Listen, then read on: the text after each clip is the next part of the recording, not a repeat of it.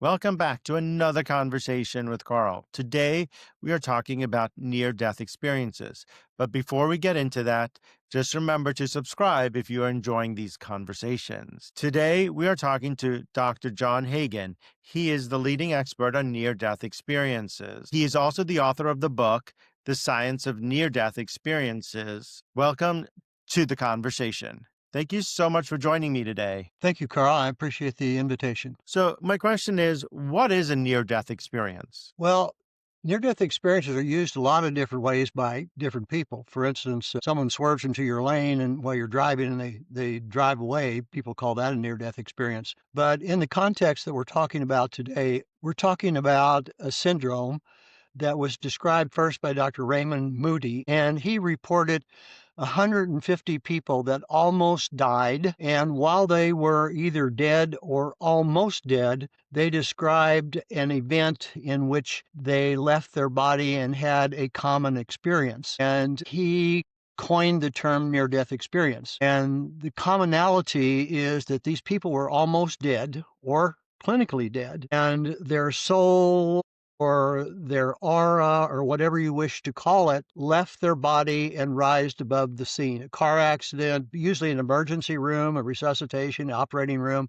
and they saw themselves from above, the doctors trying to save their life, and that's called autoscopy. And they were very much at peace. They felt no pain. Sometimes they heard a very soothing music, and then they went up through the ceiling into the tunnel of light. And this transported them very quickly to what most describe as a heavenly place. And when they were at this heavenly place, they were greeted by deceased friends and families, and there was a joyous reunion. And then they met with a deity. Now, in a Christian sense, they met with a God. For other religious experiences, they met with their deity. And in the presence of the deity, they had a life review, and they understood almost instantly the good they've done, the bad they've done, and how they could do better. And then they were told that they could either go back to Earth or they could stay there. And the people, obviously, that we're talking about chose to come back, usually because of family obligations and so forth. And then as soon as they made the decision, they were back in pain and so forth. So that in essence is a common denominator. My question is, are there atheists that this happened to as well, or is everybody religious that this happens to? No, that's a great question. It does occur to atheists, and they do not see a deity. Often they describe it as a center of love, a radiations of peace. Um, they don't have an they don't see God as a person, but as a spirit or being or a wave. And how do you know that someone's not having an hallucination? They coming out and they tell you the story. What do you try to do to prove that this person is telling you what they believe is true? Sure.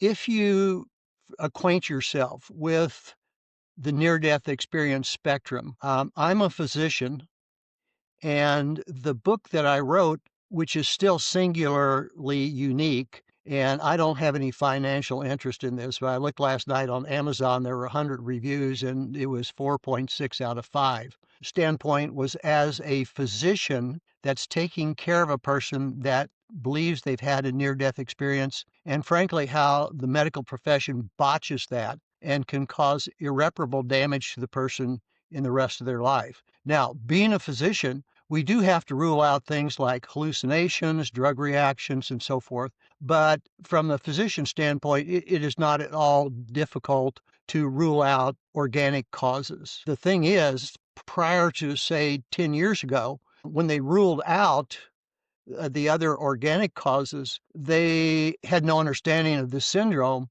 And they would basically tell the person, hey, this is a hallucination. Don't tell anybody about that or they'll think you're crazy.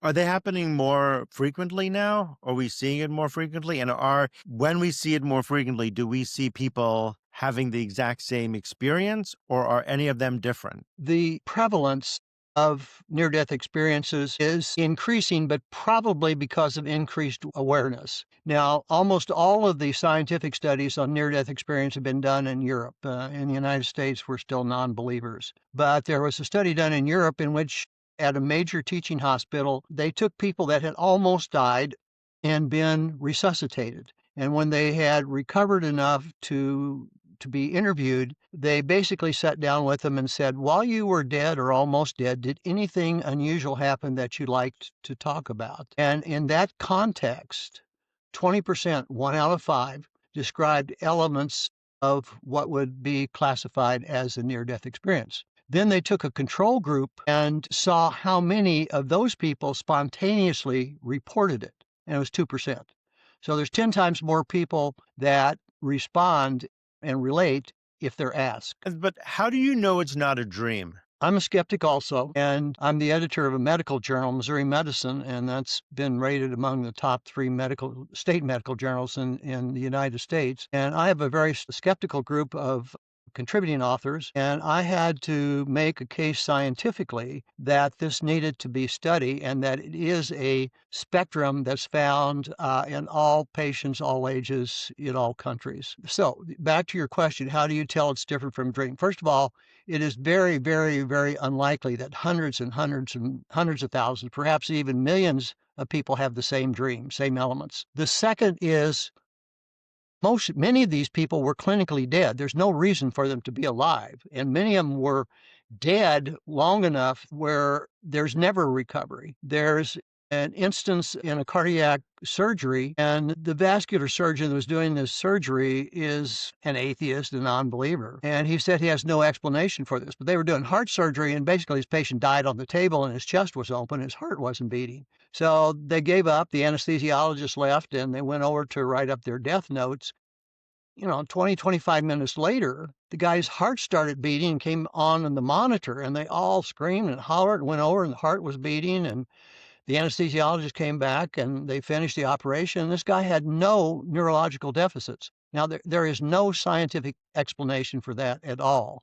And I'm an ophthalmologist, and my life has been sight and vision. And there's a whole book about people that are blind, some of them blind from birth, but others blinded by things like glaucoma. And they have a near-death experience, and they come back, and when they're conscious, they can't see anything. But they describe exactly what happened in the operating room and what color the surgeons were wearing, various things around the room. After being involved in this for over a decade, and looking at it as a scientist, there are so many things that just absolutely defy scientific explanation. Well, I think we have a lot to learn about the body, about science, about human nature. So we're still ways behind. What do you look for when you're listening to these people that are having it? What are the first things you rule out? Okay.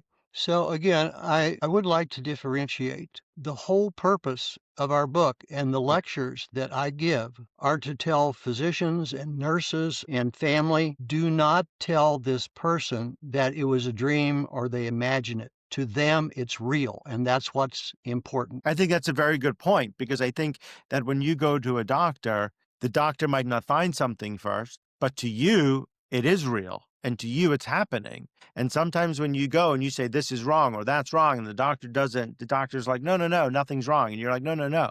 And you hear this with story after story about a lot of things that happen. I try not to be that kind of doctor. But yes, as I have done lectures, and this was a front page story when the book came out on the Kansas City Star. And so I had a lot of people that would call me or come in and say their eyes need examined. And the minute they sat down, they said, I don't really want my eyes examined. I just want to talk about this. And almost all of them had that experience where doctors said, no, I mean, you're imagining this. And they not only get upset with the doctor, but they feel threatened because to them, it's the most important thing that has ever or will ever happen in their life. And if you tell this person, no, you just dreamed it, you can create serious psychological and psychiatric problems. On the other hand, all the physician or the nurse needs to do is say, Yes, that's called a near-death experience, and a lot of people have them when they almost die. We don't completely understand them, but you have a lot of company. What are some of the feelings that people have afterwards? Because when you go through one of these near death experience, I imagine that comes with a lot of emotion, it comes with a lot of feelings, it comes with a lot of fear, maybe, or maybe peace. Well, I personally find this disturbing, and I say that both as a physician and as an older adult that, sometime is going to find out on my own what happens after we die. So the majority of people have what's called a positive near-death experience, and these are the people that at the end of this, particularly if their experience is validated, they say, "We have no fear of dying," that after death we meet with a deity that's all at love, and we have supreme peace. There is no time. You're part of the deity, and they say it's ineffable. You just can't describe it. Those people are wonderful. Now, in our book, we have a whole chapter that's devoted to what's called distressing near death experiences. And basically, that's everything that you have ever heard or read or been told about hell. It's the direct antithesis, 180 degrees away from the people who go to heaven. So these people descend into a hellish place. They feel that at its heart the universe is evil. They see people suffering and in pain, and they meet with what everybody would call the devil, and it's life threatening. And these people come back, and only about 2% of people report this. But the people that have experienced, the people that have studied this in our book say if you almost die and you have a heavenly experience, you meet with a deity, and obviously you've gone up, and I almost die and I go down and I meet the devil and I'm in pain and all this stuff, and we both come back, who's going to be most inclined to talk about it? You are. Because what Yeah. does that say about me? Yeah. Do they change? Do you see these people Oh, who've had this bad experience? mercy. Yes, yes, absolutely. These people change much more than the people that have had a positive experience. And there are three coping mechanisms that they use, and it also is fairly consistent. One of them is I need to get right with God. And they often join a orthodox religion with a very strict belief system, and they feel like they can obtain salvation that way. The other thing is they go into psychiatry for the rest of their life and on the couch talking about this. And then the third coping mechanism is just to deny it, say, hey, that didn't happen. It must have been a bad drug or something. So absolutely, these people. Now, let me tell you, Carl, what as a Christian, what disturbs me most about this? If when we die, heaven is like these people describe, I can't wait to die. But if it's like this hellish, then, it's the Christian tradition of, I want to lead a good life because I don't want to go there. Now, here's the rub. People that have almost died in the commission of a felony or child molesters have had these and they've gone to a heavenly place. People that clearly have led a sinful, painful, a bad life. And then there are people that, priests, ministers, people that led good lives, family people, and they've gone to a hellish place. So it does not meet the Christian Judeo definition of a just man or woman going to heaven and an unjust man or woman going to a hellish place. That's That doesn't seem to fascinating. make sense. No, no, it doesn't make sense, and that's fascinating. Do we know we know why? Or and we don't know why. We wouldn't know No, we why don't know until why. we don't know why, and we don't know why some people are going to heavenly places. When they tell you what happened in the room, like where they were operating or where the accidents happen, or they tell you what's going on around them, could they have found that out afterwards? Or like there's just no way that they would have figured No out all way. the details? Now, for the people that have had near-death experience in the operating room, I mean, if you've ever seen on TV an operating room, these people they're covered up. There's no way they can see the surgeon. Again, I'm an ophthalmologist. When you're under anesthesia, you can't blink. So they put ointment in your eye and tape your eyes shut so it doesn't open during surgery. So there's just no way to do it. And they come back and they describe exactly what happened. They can describe like people coming into the room and leaving and what the color, the resuscitation equipment is. And as I said, blind people are saying what happened. So there's just a great deal of this we don't understand. No, that's really interesting. As an ophthalmologist, how did you get involved in this? I have a good friend. We went to college together and we both enjoy reading. And fortuitously, he lives here in Kansas City North, not too far. So we're kind of in the same circles. And when we ever have an opportunity, we talk about books that we read and one books that we think the other person would like. So probably about 12, 13, 14 years ago, we were at a dinner party and he said, John, I just got finished reading a book.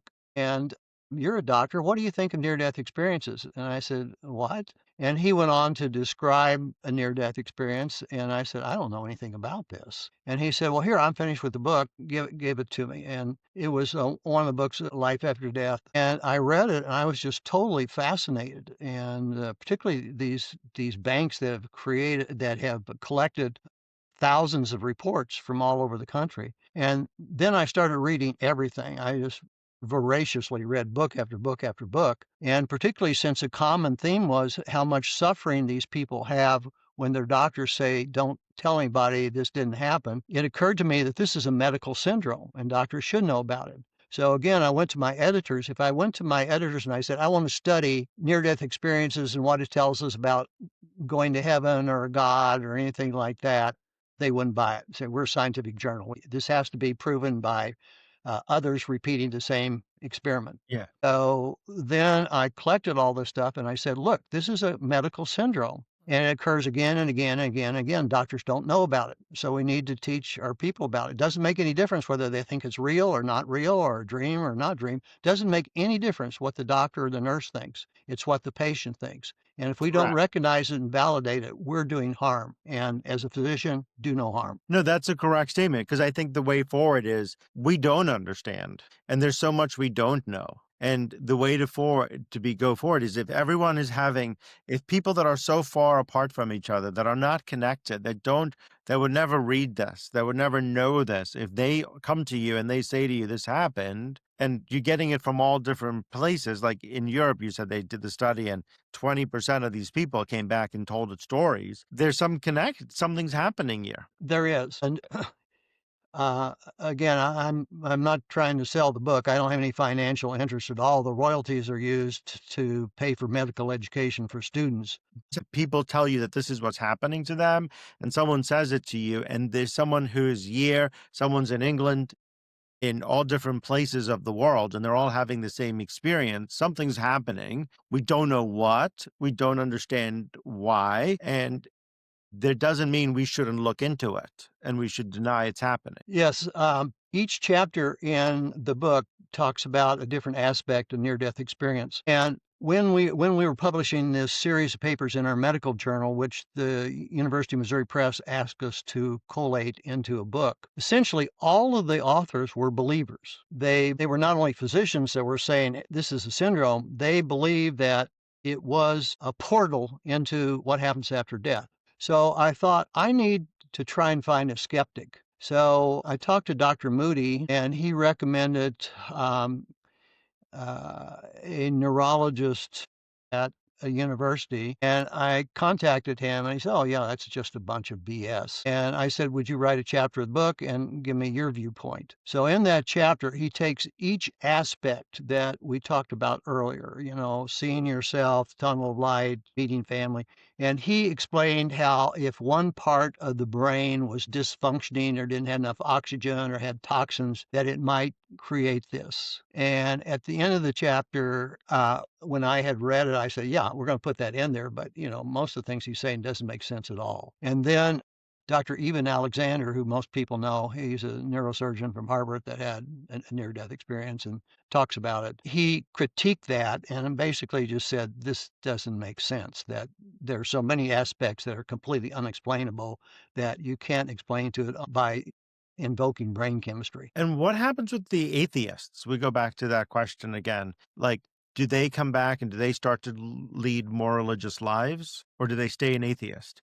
Since we're speaking as a physician and a scientist, there's no scientific data on that. So everything I would tell you is anecdote. But some of them come back with a belief in a deity and become religious, but not the hyper religiosity of the people that have the damnation experience. And some of them come back and feel like, there's not necessarily a humanized God, but there is love and energy, and we become part of it, and it's positive. Do people contact you constantly to tell you, like, hey, this happened to me now since you've written the book?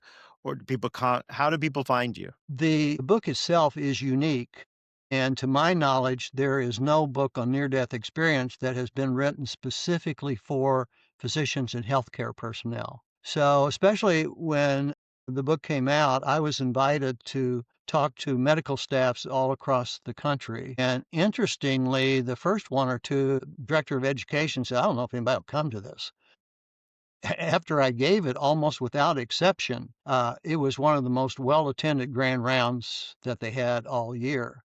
My my hospital that I've done surgery from, for a long, long time, it was standing room only, and this is something I found, that when it's over, medical staff come up and talk about it, but if there are nurses there, oh, man, the nurse spends so much more time with patients than doctors do. Doctors in, out, and they're gone, but the nurse is there, there. And all of the nurses at North Kansas City Hospital that had been there for a long time that worked in especially recovery, I mean, cardiac care and other where they deal with really, really sick people. Yes, I've seen this, I've seen this, I've seen this. And another one that's when you're talking about things that you can't explain medically is called terminal lucidity. And these are people that have had strokes. They can't communicate. They're out of it, and they're just laying there. And then all of a sudden they sit up. They talk to the family. It's back to like being themselves again, conversant, like nothing ever happened to them. And usually within 12 to 20, well, always within 12 to 24 hours, they're dead. And there's no explanation for that. So, yeah, nurses believe. Yeah. Well, nurses are there with the patient, like you said. Absolutely. My mother's a nurse, and two of my aunts are nurses. They're there with the patient. And I always say if you ever go to a hospital, you trust the nurse Right. sometimes before the doctor. Because the doctor comes in, spends 15 minutes with you, and the nurse is there with you for a while, for a long time. What kind of research is going on now to prove that these claims that people have? Well, in the believing community, there's no more research going on about what they feel they understand. It's a supernatural beyond life experience. And there are organizations that especially help deal with whenever I see a patient that has had this, I refer them to the near death experience group. Medically, the University of Virginia is the only medical school that has a department in sort of paranormal studies, and they study it from a scientific. And then there's a doctor in Louisiana that has a archive or where he collects histories of this, and he has several thousand of these. Now, there's a doctor in New York, his name is Parnu, and he is part of a large group that is trying to prove that some or all of these are due to metabolic process in the brain. And then I wrote a letter this year because to the editor, I feel this is unethical. There are physicians that are taking normal patients, volunteers or paid volunteers, and they're using ketamine, and they're trying to induce a state that simulates near-death experiences. And I think that is totally unethical, totally. Because, like I said, some of these people come back after near-death experience, and it's horrifying. So that's very disappointing to me. Well, that's dangerous too. It is dangerous. And it's dangerous because what you can land up believing, it's dangerous what can happen to your body. It's dangerous that you don't, you mess with a drug and you can land up in a place where you're not, not good for anybody. Right. Yeah, it's one thing to use ketamine or psilocybin for people that have serious psychiatric problems or pathological depression, but to take a volunteer, maybe a Yeah. paid volunteer, experiment with their brain, to me, that's doing harm. That's unethical. And when we look at this, what are you looking for in the next few years when it comes to this research and study of near-death experiences? Well, on the standpoint of the believers, there have been so many people that have them. I think everything in the spectrum of the syndrome has pretty much been described. Scientifically, we're going forward all the time. And if you go way, way back, a lot of what people used to attribute to supernatural or um, uh, something beyond reality, we now know we have a scientific explanation for it. So the main research is being done by researchers that are trying to figure out why does this happen? Not as skeptics, but as scientists, except for the one that's doing the unethical stuff. Yeah, I mean, that's something the way forward is to try to figure out and to understand what is happening. Is there something on the other side? Is it something with the brain? We need to keep studying that so we can understand it and we can, because I think that's the way forward. Yeah, there's a long way to go. There are some very, very famous neurosurgeons and neurologists that have admitted they still don't understand consciousness. What makes us conscious? Yeah, no, and that's really interesting. As we wrap up here, is there anything else that you want us to know about near-death experiences that I have not asked? No, I think you've done a very good job. And to doctors or nurses or anyone in the health profession that might hear this, I feel you have an obligation to learn about this. And when you encounter patients, don't tell them that it's a delusion or a psychiatric problem. Just all you have to do is say, yes, other people have these, and I can refer you to some organizations like a group support. Thank you so much. Thank you so much for joining me. The book is The Science of Near-Death Experiences. You can get that where you get your books, or you can get that on Amazon. Also, thank you, Dr. John Hagan, for joining me today. If you have not subscribed, please look down and hit the subscribe button. Until next time, thank you so much.